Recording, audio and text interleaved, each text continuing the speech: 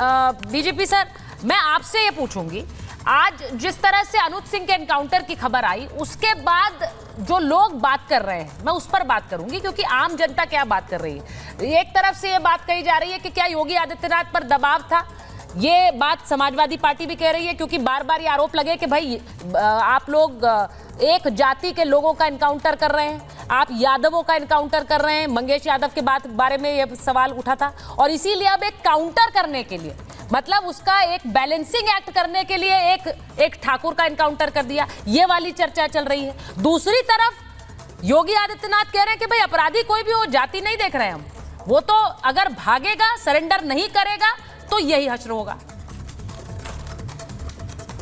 सुचरिता जी, आपने बिल्कुल सही बिंदु पर आपने संकेत दिया है। सबसे पहले राजनीतिक मित्रों की आलोचना का हम लोग बहुत ज्यादा सम्मान तो करते हैं, लेकिन उसके ऊपर कार्रवाई तभी करते हैं अगर कोई न्यायोचित आलोचना हो, क्योंकि राजनीतिक मित्रों का काम ही है आलोचना करना, हमारे मनोबल को गिराना, हमारे काम को बिल्कुल मटिया मेट कर देना। इसके पहले भी कहा गया था, जब मैं एक जूनियर एसएसपी था तो ये कहा था कि जब हमारी सरकार आएगी तो आपको फांसी पे चढ़ा देंगे। तो मैंने भी यही दावा तक किया था, जवान था और जरा जबान ज्यादा खुली हुई थी, तो हमने कहा आपका दांव लगे तो मुझे फांसी पे चढ़ा दीजिएगा और मेरा जब बस चलेगा। खैर आगे मैंने कहा मैं नहीं कहूंगा, लेकिन ये डराने धमकाने की भाषा जब हमारी सरकार आएगी तो हम देख लेंगे। मेरा पुलिस कर्मियों से आह्वान होगा, आप संविधान और अपनी अंतरात्मा के प्रति उत्तरदायी हैं। न दबाव में काम किया था, न करेंगे। जातीयता हमारे राजनीतिक मित्रों को मुबारक हो, हम जातीयता से काम करते हैं। और आपकी चुनौतियां और इस तरीके की दो कौड़ी की चुनौतियां जिनका कोई तार्किक बल नहीं है, आप हमें उत्तेजित करने के लिए, पथभ्रष्ट करने के लिए जो कर रहे, ये होने वाला नहीं है। पुलिस विभाग बड़ा पुराना विभाग है, इन बंदर घुड़कियों से ये प्रभावित होने वाला नहीं है, क्योंकि एक त्रुटि अगर हमसे हुई तो जो आप जिसको ठोको फोर्स कहते हैं ना, हमारे लिए फिर फांसी की सजा भी हो सकती है। मैं आपके नाजायज आदेश क्यों मानूंगा? मैं आपकी, और मैं जानता हूं, मैं कुछ भी कर दूं, अपनी खाल उतार के चप्पल पहना दूं आपको, तो भी आपको तृप्ति नहीं मिलेगी। आप चप्पल पहन के क्यों आए थे? आप ये क्यों कर रहे थे? आपने ठाकुर का क्यों किया? आपने यादव को क्यों किया? आप जितने भी तर्क हैं अपने, आप जाके एक शपथ पत्र के माध्यम से न्यायालय में दे दीजिए। आप नहीं देंगे, आप यहीं पर वाद विवाद करेंगे, लेकिन शपथ पत्र आप नहीं दे सकते हैं, क्योंकि मालूम है शपथ पत्र झूठा पकड़ा जाएगा तो आपको परजरी की सजा भी हो सकती है। इसलिए आप जहां खतरे की घंटी बजती है, आप उस तरफ जाना छोड़ दें, उधर आप देखेंगे भी नहीं। सुचरिता जी, ये बड़े समझदार लोग हैं, अपना अच्छा बुरा जानते हैं। जैसे अंग्रेजी में कहते हैं, they know which side of the bread has the butter. और अगर मृत्यु पर इतनी संवेदना है तो हमारे पुलिसकर्मी जो शहीद हुए हैं उनके बारे में एक शब्द कह देते, नहीं कहेंगे, क्योंकि उसमें कोई राजनीतिक लाभ नहीं है। पुलिस वाला तो तनख्वाह लेता ही मरने के लिए, गोली खाने के लिए। कौन सी कृपा कर दी उसने? उसके परिवार के यहाँ जाना तो छोड़ दें, एक शब्द संवेदना का नहीं कहा गया। और बाकी इसी बात से आपको समझ जाएगा कि जहां राजनीतिक स्वार्थ सिद्धि, वहां पर हम जाएंगे, वहां पर आंसू घड़ियाली बहाएंगे। बाकी हमसे क्या मतलब पुलिस वाले मरते क्या करते हैं। और रही बात इसकी, आपको जरा सा भी गंभीर हो, मैं अनुराग जी युवा जुझारू नेता हैं, आप शपथ पत्र क्यों नहीं दाखिल कर देते हैं? आपके पास सीधा सवाल, आपका सीधा सवाल है, मैं जवाब ले लेती हूं उनसे।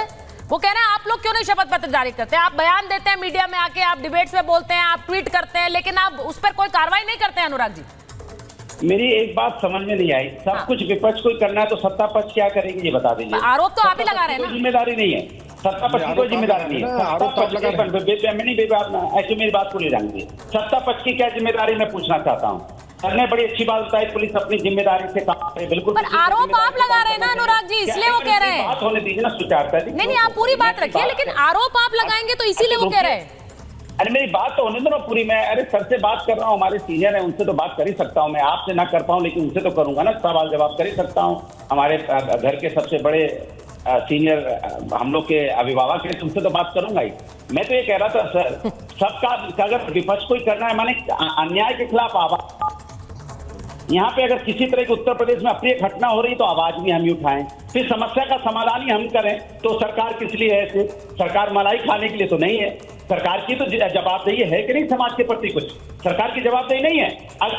अगर आप देखिए, अयोध्या में एक घटना घटती है, बच्ची के साथ अन्याय होता है, पहले तो खोज के लाया गया नहीं किस पार्टी का है, दूसरी बार जब अन्याय हुआ 8 लोगों ने एक बच्ची के साथ अन्याय हुआ तो सन्नाटे में चलेगी पूरी की पूरी बीजेपी पार्टी, कोई नाम ही नहीं ले रहा है, उसकी एफआईआर नहीं हो रही थी, हम लोगों ने हल्ला मचाया एफआईआर करो, तब जाके किसी तरह से एफआईआर हुई बच्ची के कहने पे।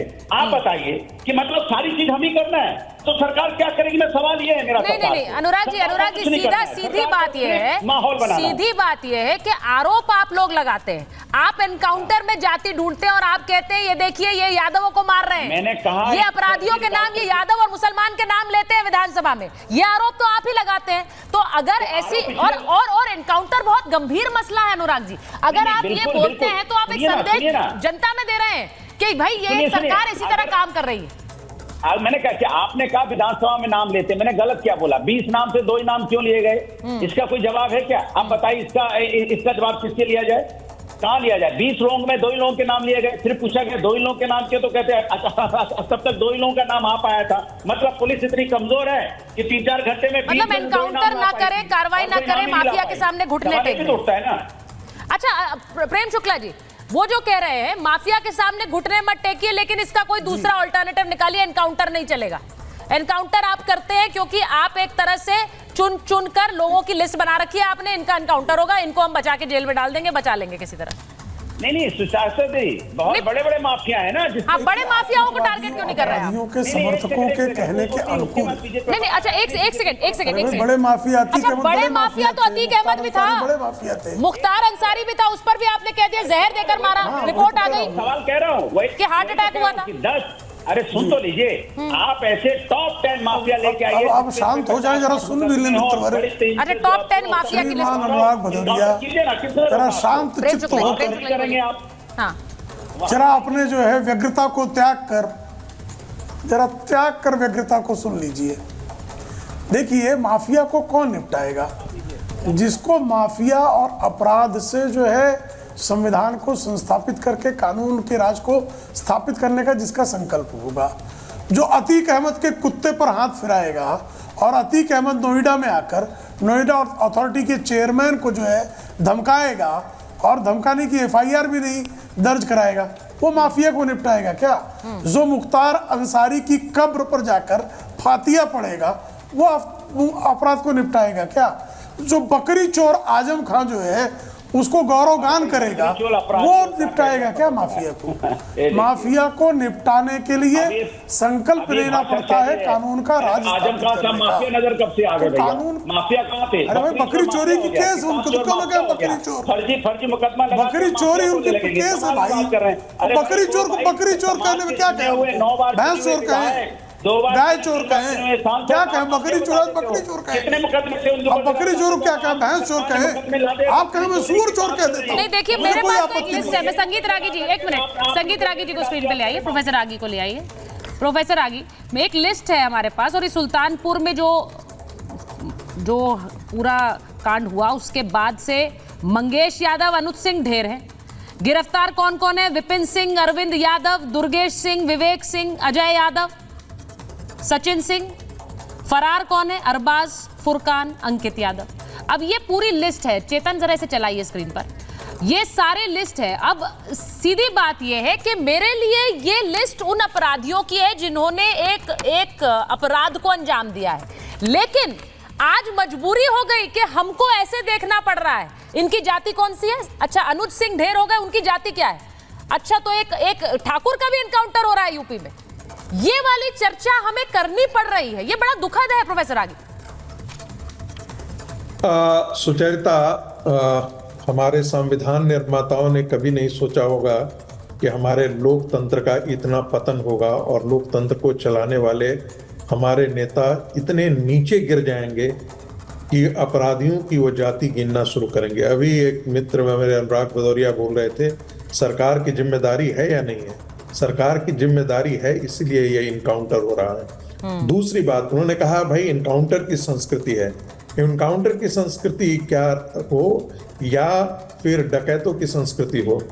मुलायम सिंह की पूरी राजनीति जो थी वो डकैतों को, चंबल के डकैतों के साथ शुरू हुई थी, और चंबल के डकैतों को उन्होंने कहा था कि आप आत्मसमर्पण कर दें और हम आपको माफीनामा दे देंगे। मजेदार बात यह है कि उनमें से अधिकांश डकैत जो थे वो यादव समाज से ही थे और मुलायम सिंह ने अपने अनौपचारिक प्रतिबद्धता से मुकर करके जितने यादव थे उनका भी इनकाउंटर करवाया था। और ऐसे बहुत सारे लोग हैं जो आज भी कहते हैं कि वो बहुत दगाबाज आदमी थे, उनका कोई भरोसा नहीं किया जाना चाहिए। हमको याद होना चाहिए कि मथुरा के अंदर एक यादव था जिसका जो उत्तर प्रदेश की पुलिस को चैलेंज करता था और उत्तर प्रदेश की पुलिस वहां पर घुसती नहीं थी उसका। वो इतना बड़ा गिरोह था, वो था, दुर्भाग्य से वो यादव था। यहाँ पर भी हमने देखा कि विकास पंकज यादव की इनकाउंटर में मृत्यु हो गई। वो कौन था पंकज यादव? वो अतीक अहमद का शूटर था और वो अतीक अहमद का शूटर था और मुलायम सिंह परिवार के बहुत नजदीकी भी था।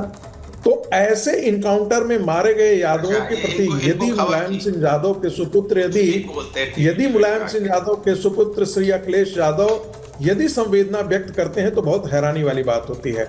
एक आंकड़े पर भी हमको ध्यान रखना चाहिए जी। 2017 से अब तक कम से कम 11,000 इनकाउंटर हो चुके हैं और उस 11,000 इनकाउंटर में आप पाएंगे कि 5,000 से ज्यादा लोग जो हैं वो घायल हुए हैं। मृत्यु कितने को हुई है?